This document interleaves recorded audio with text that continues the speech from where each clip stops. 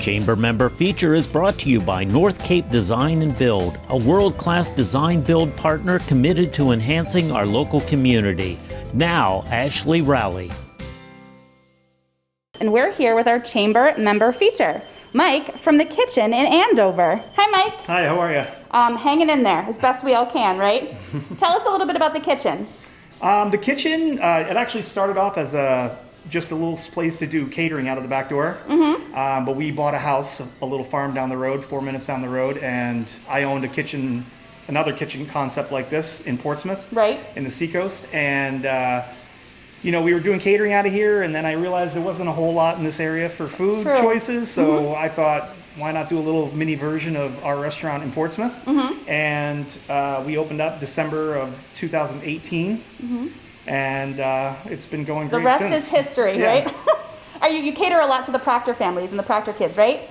We do, yeah. Yeah, I see a lot of them. I'm in here quite frequently. Yeah. And I see a lot of the kids coming in, and the kids work here too, some of them, right? Yes, they do, yeah. Well, alumni, and then we also have, you know, we just got done doing a thing for Exeter Academy. Oh, right. And another academy came in, and you know, so when they do come in the area for things, they're coming to us for that's awesome, for catering and for lunches and stuff like that. Yeah. I have to say, one of my favorite things, and you can tell me the story of this, are the Spudsters. Spudsters. How in the world did you come up with this idea? So it's like a mashed potato. It's exactly a mashed potato. It's a little mashed potato egg shaped.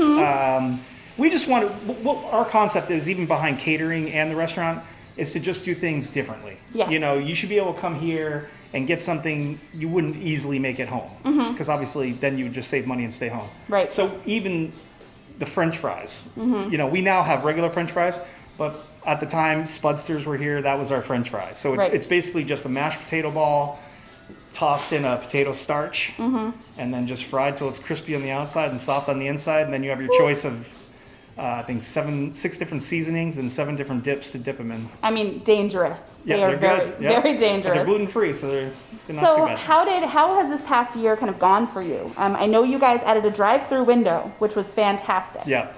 Well, we actually had the drive-through window the whole time. Oh, okay. We just never utilized it. Okay. We were thinking about doing some kind of like early morning coffee, grab a Danish or a quick egg sandwich on the way through.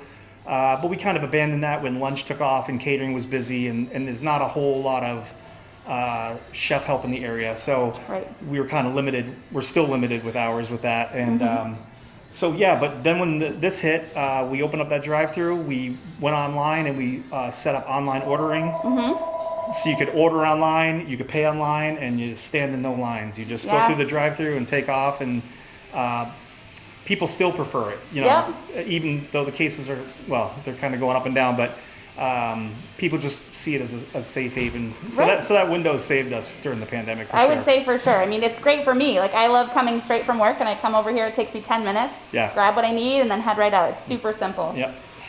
So just quickly, you know, like the restaurant industry, what's the best thing about the restaurant industry right now? The best part about the restaurant industry right now, that's a tough one. I know. It's a tough industry to be in right now. It is, and I think, you know, unfortunately, a lot of people went under during the pandemic, but it made the people that are innovative and true culinarians survive and strive. Right. And it made you more resilient. I mean, I think you're prepared. Almost every restaurateur I've talked to feels more prepared for the future. Definitely. Well, now you never know what can happen, so you got to kind of like have a plan B in your back pocket now. So that's what we did. We just try to ride the wave as best as we can, and as things hit us, we try to accommodate. You know, like when the stores were out of chicken and flour and meats, we were getting it in bulk and then vacuum sealing it in 5-pound, 10-pound bags. Right. Yeah, and it was a market piece of it, right? Yeah, but we were selling it at almost wholesale cost. Wow. You know, just to kind of help the neighborhood and help the the community out.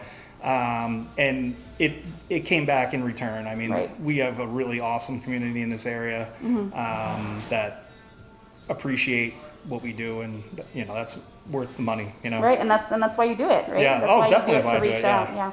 So I just wanted to say thank you so much for bringing us in today, letting us get a sneak peek of everything. I will more than likely be back tomorrow for some Spudsters. Okay.